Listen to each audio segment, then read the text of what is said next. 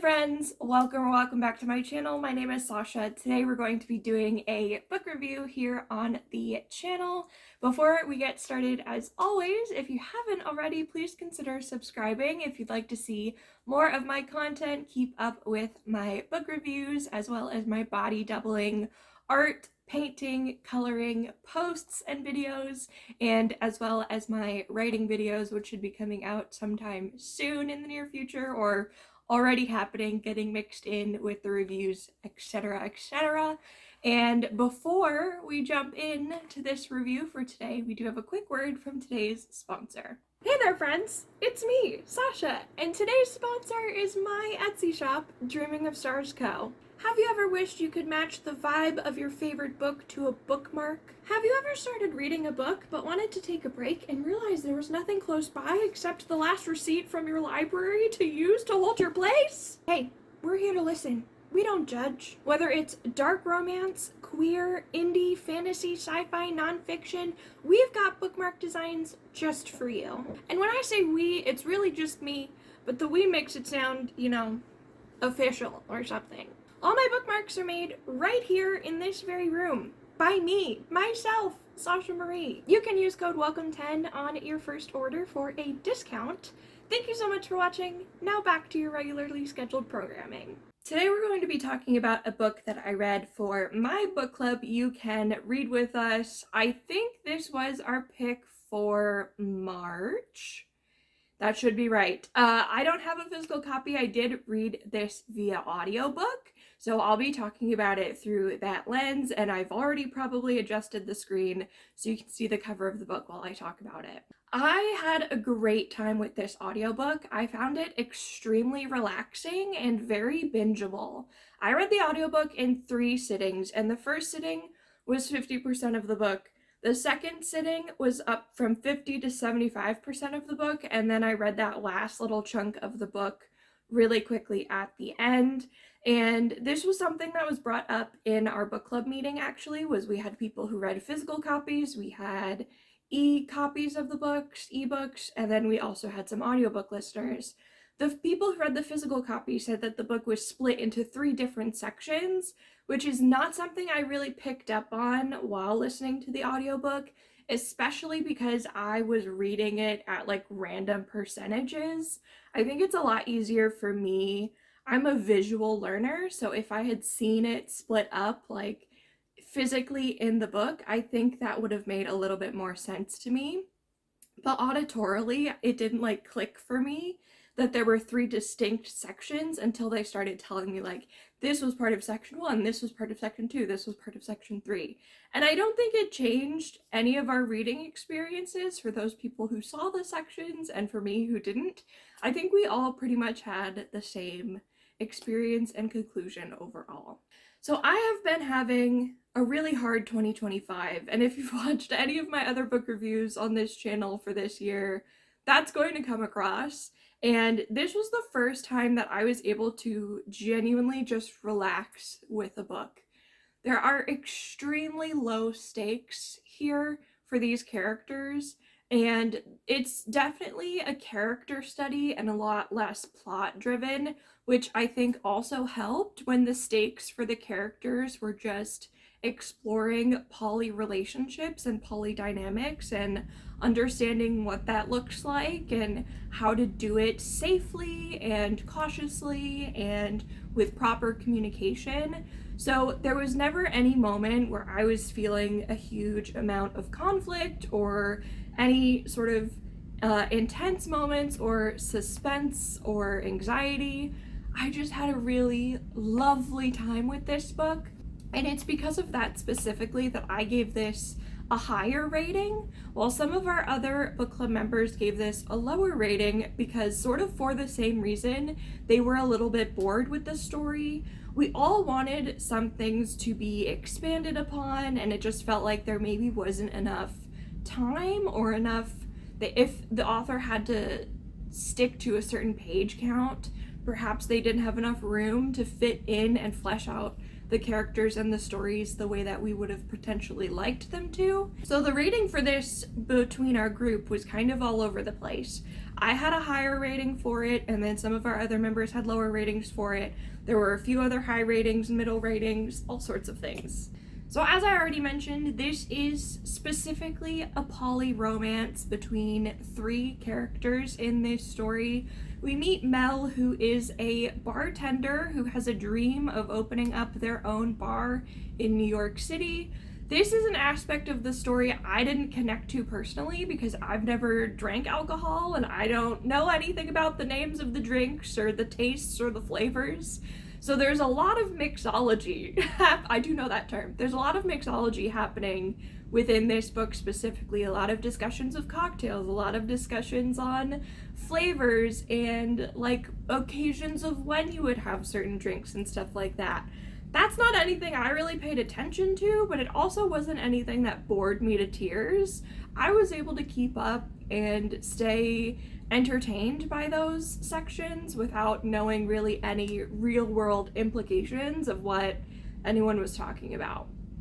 Our second character is BB, who is a lawyer in New York City, and she comes in sort of as this like flirty, bombshell, stunning woman, very extremely confident, can diffuse any argument anywhere at any time, is just an incredible specimen of a human to be around and to be within their orbit.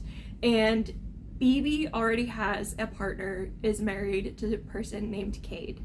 Cade, I don't remember now, thinking back, what their pronouns are, but I'm pretty sure Cade is a non-binary character or a trans character, and I don't remember which one it is, so I'm gonna use they, them, if and when I remember to do so for the rest of the review. So Mel comes in to their relationship not knowing they're in a relationship because BB asks Mel sort of on a date, and it's on that date that she's also introduced to Cade and realizes, oh, this isn't a date, or it is, and then the whole conversation of poly comes up. I think the author handled polyamory in a really wonderful and safe and constructive way. That was something our members talked about a lot too, is that and I'll just talk sort of generally and broadly, like we all know in real life someone who is in a poly dynamic, and this book for some of our members was the first time they saw a quote-unquote like healthy poly dynamic, and one that actually uses communication and actually uses all of the correct tools to build this type of dynamic. I read last year, at the end of last year, A Dowry of Blood, which is a spin on Dracula. It's Dracula's wife telling the story, and that is what I would consider a very bad representation of polyromance, and intentionally so, because Dracula is such a manipulative and just horrible, overbearing, psychologically demeaning, bad character.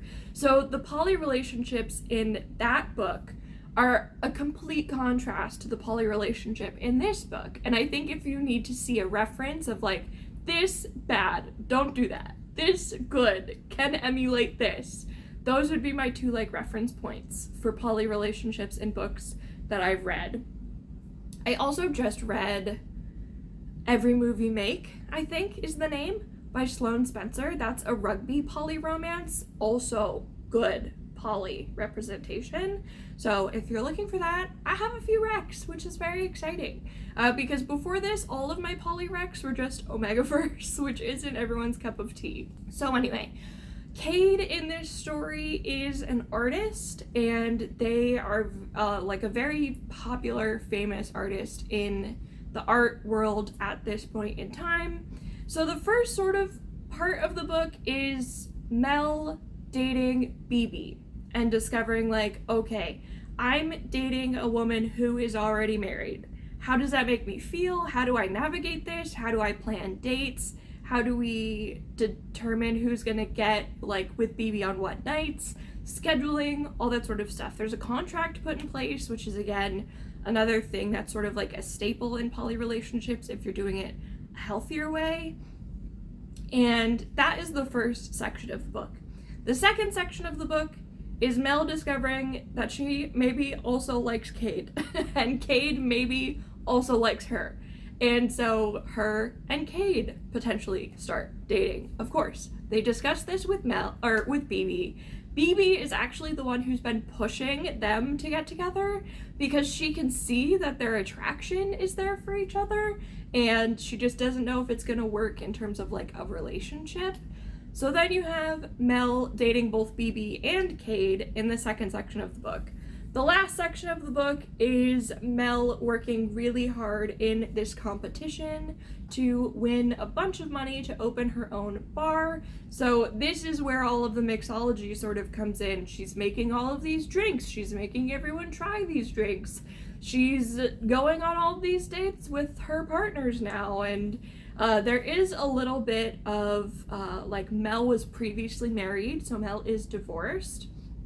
And there are, I think, one section of the book where she walks into and stumbles into her ex-wife with their new partner at the same time that she's with BB and Cade. So it does have like a good transition there. I don't think she wasn't like ashamed of them. She was very proud to be with them, and she had no problem being out in the open with her partners. And I think that was a moment where I got a little nervous, and I was like, is this whole book gonna go downhill? But no, it stays true to Mel's character of like, she's really learning, she's really processing, and the whole book is kind of her expanding her mind to this relationship possibility and what it means to love multiple people and to be open and honest with everyone in that relationship and what that can look like for your future. I think overall, this was a relaxing read for me, and that's why it did so well. But I do think for people who are already understanding of poly relationships, who already have read stories like this might not come off as like positive for you, because we did have some other people who were just like, there wasn't enough in this for me. And that's totally a valid opinion of this as well. And I have seen a lot of reviews online that have said similar things, where it's just like, yay, we finally have a poly story in traditional publishing, because this is from a Big Five publisher, but it just didn't do quite enough in terms of the storytelling. It is very much a character study, and it is very much like mostly a character study of Mel and BB, very briefly Mel and Cade, and then even more briefly Mel, Cade, and BB, and then it ends. So it's like, we wish it would have expanded a bit more, like have book 1 just be Mel and BB, have book 2 Mel and Cade, and then book 3 all 3 of them discovering this dynamic. Like that would have been maybe a more enjoyable experience for some of the people who rated it a little bit lower. I'm gonna stop yapping about this because I really don't have much else to say. I had a good time. It was a relaxing read. I don't know anything about alcohol, so I really can't comment on those sections of this book, but I do recommend it if you are new to poly dynamics or relationships and want something that leans a little more sapphic than some of the other things that I personally read when it comes to poly relationships, because like I said, most of it's Omegaverse, which is like F, M, M, M, M, M, M, M. There's not a lot of F's in the equation there. So this definitely leans a little bit more sapphic if that's something you're looking for. I hope you enjoyed this. If you pick it up, let me know in the comments below. I'll see you in my next video. Bye!